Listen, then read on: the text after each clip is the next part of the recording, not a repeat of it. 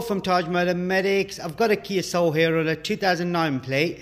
I've just done the rear position lamp, stop lamp on this, removed the rear tail light. Now I'm doing the front position lamp. As you can see, that there is working. This one here isn't working.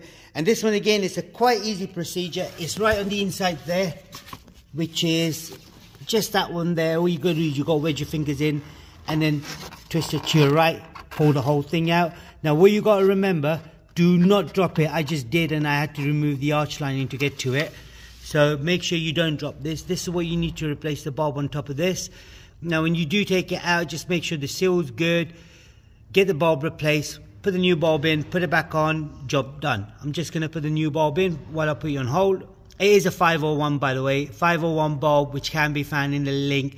In the description there'll be a link for it. And if you did find this video useful, don't forget to like, share, subscribe, and there's a special thanks button. Don't forget to click that as well. So while I put you on hold, I'm just going to change the bulb. Right, I've got the new bulb fitted. So what I'm going to do is I'm going to slot it through that hole again, which is there. So I'm going to get my fingers in. Don't want to drop it because they are a nightmare to get out. There we go. As you can see now, that's in there. So I now line it up. Just push it in, like, I mean, what you got to do, wiggle, wiggle, line it up, push it in, and then lock it in place. So you got to do it clockwise.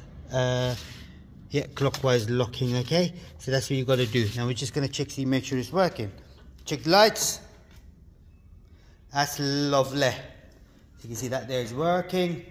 This here is working as well. The next video I'm going to do is on the main dip bulb. Can you switch the lights on, please? Maybe ignition on. Now as you can see, that there is working. And then this one isn't working. Now I have noticed on this one, the cover's missing. So I'm going to let the customer know. So I'll get him to get one, or get her to get one, and then we'll go from there.